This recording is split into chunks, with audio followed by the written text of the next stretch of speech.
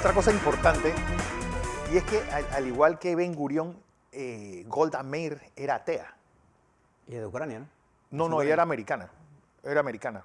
Y era estadounidense, nació en Estados Unidos, pero era atea. Es decir, a mí me llama la atención la cantidad de primeros ministros y de gente importante de Israel que no eran judíos ni practicantes ni nada. Es decir, no eran religiosos, eran judíos de raza. Ella tiene una vida interesante, no solamente desde el punto de vista de como estadista, diplomática, sino en la guerra.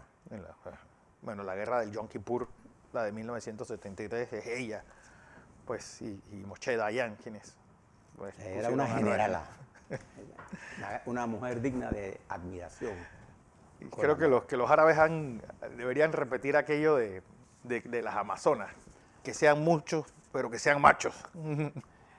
Veamos rápidamente lo que nos informó el MINSA ayer de COVID. Ahí está la primera gráfica. En esta, los casos diarios con las ecuaciones que le estamos poniendo, la ecuación polinómica de sexto grado nos indica que en casos vamos a la baja, sin duda alguna. Allí se reportaron 348.580 casos positivos globales a lo largo de la pandemia, 425 hubo ayer casos positivos y se realizaron un total de 9.145 pruebas para un porcentaje de positividad de 4.6, por debajo de 5. Eso es extraordinariamente bueno. Y ahí está la curva indicándonos que vamos a la baja. Recuerde que estamos hoy miércoles, estamos dentro ya de los días finales del ciclo de los 14. Vamos a ver, todavía estamos comportándonos perfectamente bien. Fíjese que cuando comparamos con Uruguay, le di las cifras, Uruguay, que estaba al margen de todo esto, terminó con 35 ayer por 100.000, nosotros, casos positivos, nosotros 9.9, 10. Páseme la siguiente gráfica. Ahí está. Esta es una de las gráficas interesantes que usted siempre debe mirar. Los casos los casos activos.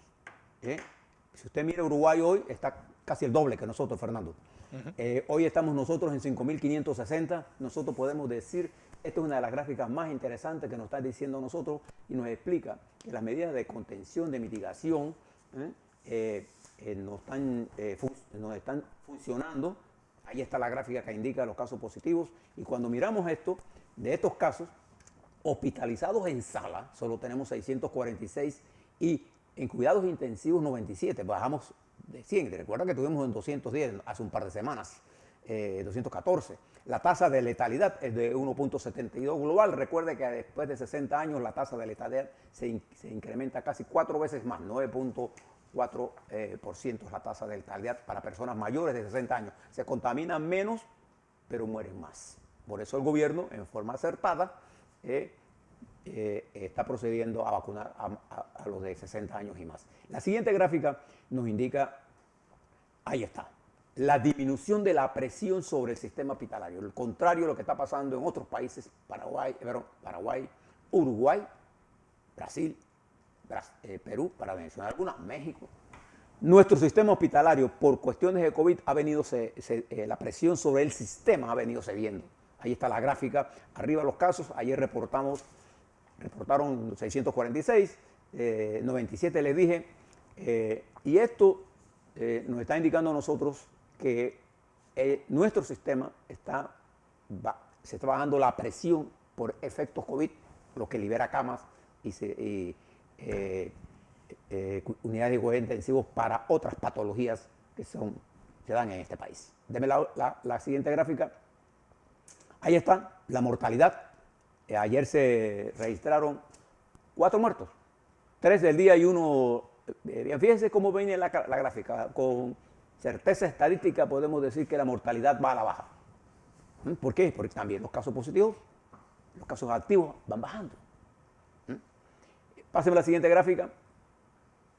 Ahí, hoy estamos en la positividad por debajo de lo que indica la Organización Panamericana de la Salud y la OMS para decir que la pandemia está bajo control. En el día de hoy, y tenemos que enfocarnos en la siguiente fase, sin descuidar la que hemos llegado, hasta donde hemos llegado. que es las medidas de mitigación. Y particularmente en estos días debemos prestar atención al distanciamiento, a la mascarilla, a las medidas de lavarse las manos. Si usted está vacunado y está vacunado 2 veces y es doctor, sepa que hay reglas. Usted tiene que guardar esas reglas porque se están liberando muchas cosas y hay variantes de virus por allí. Ojo. Hoy llegaron 63.180 vacunas nuevas del total de 350.860 que ya Pfizer nos ha mandado, de un total de compras de 450.000. Han estado llegando regularmente, semana por semana, y el programa de vacunación continúa en Panamá con una eficiencia bastante alta. Hay dificultades en algunos puntos, siempre esto es normal, pero nosotros, si de algo tenemos experiencia, es en vacunación. De manera que podemos decir con certeza de datos, estadísticos, analizados estadísticamente, que nosotros tenemos la pandemia bajo control. No es que está eliminada, no. El virus está ahí, el enemigo está recibiendo golpes nuestros como país. Claro, el gobierno es parte de esa dirección, sin duda alguna, pero todos estamos contribuyendo a darle un golpe al enemigo, que es el virus. Nunca se olvide de eso. Y no deje de vacunarse si le toca. Sí. No deje de vacunarse si le toca. Bien. Algunos otros temas. Quiero hablarle sobre esta ley 508. Hoy aparece en Metro Libre la expresión del director de cuestión de padre de familia, el Lombardo, creo que se llama. Ahí lo tenemos hoy con nosotros, Javier Lombardo. Sí. Javier Lombardo. Y también hay de la asociación Cati, ¿cómo se llama? Por ahí aparece un extraordinario análisis, porque están en las dos versiones. Eso es el periodismo. La otra, hace la otra. Debe estar ahí. Sí. Ella se llama Katy Echeverría, Katy de la Echeverría. Unión de Colegios Particulares. Y fíjense lo que yo he hecho. Me leí el documento, el estudio sobre la constitucionalidad o no de este proyecto de ley 508 que preparó el doctor Ítalo Antinori bajo el título Los centros educativos como huerto cultural del Estado. Hay tremendo análisis que hace el doctor Ítalo Antinori, en donde comienza a hacer una relación importante. Debe usted conocer esto. Usted sabe que cuando se establecieron los derechos sociales, y particularmente el derecho a la educación, la primera constitución en el mundo, Fernando, estimados televidentes, que la estableció, fue la Constitución Mexicana, en 1917. La Constitución de Querétaro, es la primera constitución socialista del mundo. Y la siguiente constitución fue la de la República de Weimar, La Weimar, sí. que Alemania. la hizo en Alemania. La tercera constitución que reservó, que constitucionalizó el derecho social y el derecho a la educación fue la cubana de 1940. Y la cuarta constitución que consagró el derecho social a la educación fue la constitución de 1941, liderada por el doctor Arnulfo Arias Madrid. Nosotros marchamos a la vanguardia, América Latina. Fue vanguardia del establecimiento, esto lo aprendí del documento que preparó el doctor Ítalo Antinori, y él llega a las siguientes conclusiones. Se lo recomiendo, una lectura escrita con una exquisitez. Sí. Propia. Yo leí los dos, e incluso el doctor Ramón Mendoza me envía sus comentarios. Él dice que discrepa con el doctor Antinori, ya que al analizar la Constitución no debe soslayarse al sentido ideológico de su estructura. Aunque su criterio se fundamenta en una visión neoliberal, he perdido la de vista de que nuestra Constitución tiene un aroma socialdemócrata y, como me mencioné, me dice él, sí puede constitucionalmente intervenir más que regular a cualquier empresa privada. La Constitución, en el artículo 94, con respecto a la educación, sí dice dónde debe intervenir, pero es específico. Sí. Es específico para mantener la cultura y mantener la unidad nacional. Pero no le da no hay ningún hecho, de acuerdo al estudio que hizo el doctor Antinori, para mantener medidas de expresión financiera, porque eso no está en la Constitución. No. En la Constitución está la libre empresa. Pero es un informe de análisis constitucional. Sí. Yo les quiero hablar sobre el efecto de medidas de este tipo en la economía en general. Cuando nosotros hacemos ese tipo de intervención del Estado en la regulación de medidas del sector económico, estamos planteando el estatismo como un elemento peligroso. Y en el mundo en general, cuando se miran estas cosas, ¿qué es lo que usted le está diciendo a la gente? A ver, si usted hace un análisis financiero de las escuelas privadas, que es lo que se regula aquí, bajar el costo de las matrículas de la escuela privada, ¿quién puede estar en desacuerdo con que le bajen algo a alguien? Sí, nadie. Entonces, claro, ese es el problema del populismo, que el argumento del populismo es comprado por las bases. Y cuando lo aplicas tú, después se destruye. El costo de las escuelas privadas disminuye sustancialmente en este momento. Hágale el análisis financiero y se dará cuenta que no. Que las escuelas deben llegar a acuerdos, eso es parte de la política de la escuela.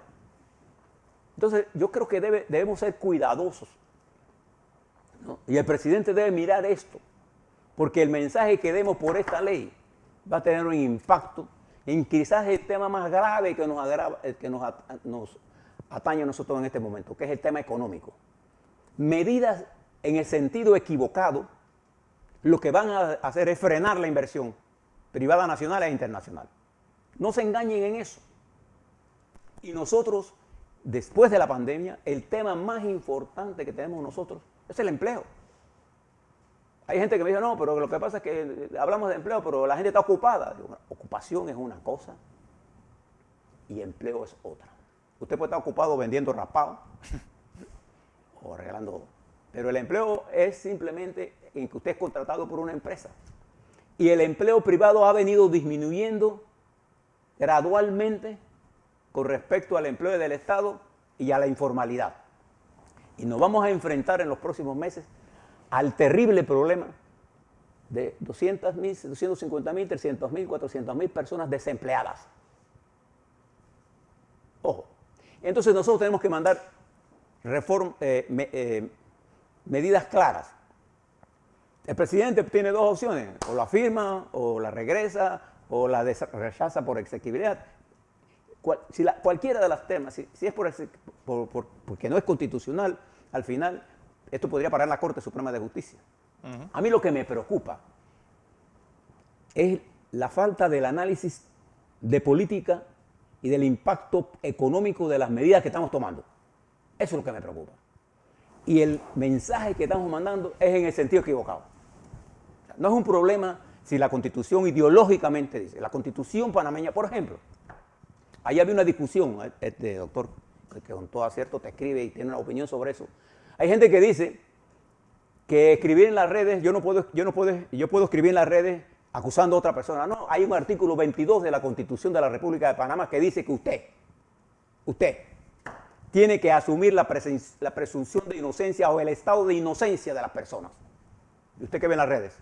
Acusaciones de corrupción sin pruebas. Y entonces eso no es libertad. Eso es libertinaje, eso es contra de la Constitución. La Constitución, filosóficamente, reconoce el papel de la educación privada en este país y define dónde el Estado debe intervenir y dónde no. Entonces, a mí mire lo que pasa en México con la intervención del Estado en el sector eléctrico. Se lo contaba ayer. El presidente López Obrador, bajo la teoría de que las empresas generadoras estaban explotando a México, toma una serie de medidas para estatizar. Un juez da una orden y detiene lo actuado. Y entonces el presidente arremete contra el sistema judicial. ¿Qué está en juego ahora? La democracia. Aunque dice López Obrador que él respeta el sistema constitucional, él todas las mañanas se para ahí y le da plomo al que le da la gana, incluyendo a un pasado juez, que fue uno de los que lo defendió a él, cuando era juez. Entonces nosotros tenemos que actuar con mucha cautela frente a estas cosas. Y a mí me preocupa cuando yo oigo, por ejemplo, cosas que se dicen sin sentido, ¿no? Contra el sistema bancario, contra el sistema Si nosotros durante los últimos 30 años nos tocó cada 10 años bajar 5 puntos del desempleo, cada 10 años después de la crisis del 69, perdón, del 89. ¿Cuántos años nos tomará a nosotros bajar la tasa del desempleo de hoy, que puede estar oscilando entre el 18 o el 20%? ¿Cuánto? ¿Un año? No, esto va a tomar tiempo. Entonces tenemos que mandar señales muy claras en el marco de lo que pensamos hacer. Claro, yo puedo decirle a los padres de familia, oh, que es correcto, si me baja el 30% y quiebro las escuelas privadas. Las escuelas privadas son un elemento importante de la columna vertebral de la educación. De hecho, la educación privada ha sido mejor que la pública. Y fíjense las cosas que están pasando. Los estudiantes de las escuelas privadas pueden pasar los exámenes con mayor facilidad de la universidad tecnológica y quedan pagando matrícula, padres de altos niveles de ingresos, de 23 y 24 dólares. Mientras los estudiantes más pobres de nosotros, con una educación pública de peor calidad, no pasan los exámenes y quedan pagando matrículas de 1.500 en universidades privadas por cuatrimestre. Exacto. Esas son las cosas que nosotros estamos creando. Las distorsiones que se están. Esas distorsiones de no entender cómo funciona el sistema produce toda clase de... Y fíjense, yo les voy a hablar con mucha sinceridad. Nosotros hicimos lo que podíamos hacer en esta pandemia. Es más, el presidente Cortizo, el gobierno ha ido más allá de lo que ha ido todos los gobiernos en dar subsidios. Pero ya hay un momento en que nosotros tenemos que decir hasta aquí. Ni es sustentable en el tiempo, ni es sustentable tampoco la moratoria. Como tampoco es sustentable este subsidio a gente que consume hasta 1.000 kilowatt-horas. Nosotros tenemos que eliminar todas esas cosas. ¿Para qué? ¿Qué necesitamos nosotros? Que el Estado tenga ingresos. Y alguna gente dice, bueno, usemos el canal. Ayer escuchaba a Chapman decir, y yo comparto, los fondos del canal están utilizados de aquí a los próximos 15 años. Sí. El canal aporta por cada hora 4 centavos de los gastos que tenemos nosotros, lo está pagando el canal. Ahí no hay forma de decir que yo cojo esta plata para nada, esa plata ya está gastada. Entonces tenemos que ser realistas. Y yo le pido a la Asamblea Nacional que cuando mire estas cosas, hombre, por lo menos consulte con el ministro de Economía. Actúen con sensatez. Exactamente, Fernando. Usted que conoce de economía, usted sabe perfectamente que los mensajes que estamos dando son mensajes mixtos, que crean incertidumbre. Y recuerde siempre, cuando yo genero incertidumbre en un país, no solamente económica, sino política, aumento el riesgo del país. Y cuando aumento el riesgo del país, ¿quién quiere venir a un país en donde la incertidumbre es alta o donde la seguridad jurídica no existe? ¿Quién? Entonces, debemos dejarnos de, por ejemplo, tenemos que usar fórmulas nuevas. Yo recuerdo cuando Panamá Pacífico se creó, hubo un gran debate sobre las excepciones que se le dieron, pero la flexibilidad laboral ha hecho que Panamá Pacífico sea un éxito generando empleo y generando mejor salario que el resto del país. Entonces, ¿por qué no miramos esa experiencia para ver qué está pasando en esta comunidad? Yo lo que quiero advertirle con esto es que es muy fácil ser populista. Yo les voy a contar algo y termino aquí. Usted recuerda uno de los grandes errores del gobierno de Omar Torrijos, y muchas veces lo discutimos, es que el gobierno comenzó a dar jubilaciones anticipadas a todo el mundo. ¿Y qué hicimos? Sin tener en cuenta el cálculo que significa una jubilación. Si yo jubilo a una persona a los 40 años, esa persona va a vivir 50 años. Cuando se creó la Caja de Seguro Social, bajo la administración del doctor Andulfo Arias Madrid, se creó para un perfil de 10 años. Sí. Si yo jubilo a alguien de 40 y vive hasta 80, 40 años, eso no lo resiste nadie. Entonces el gobierno de Omar Torrijos cometió el error de dar las jubilaciones anticipadas, que después Barletta lo vino a corregir. Porque en economía, cuando uno juega al populismo en medio de un ambiente, observe lo que está pasando en el mundo, por eso se lo estamos explicando. Nosotros somos un estrecho marítimo de alto nivel de competitividad. Nuestra ruta marítima es altamente competitiva, pero nuestra mano de obra tiende a ser cada vez menos eficiente. Y esa caída de la deficiencia se debe compensar con la educación.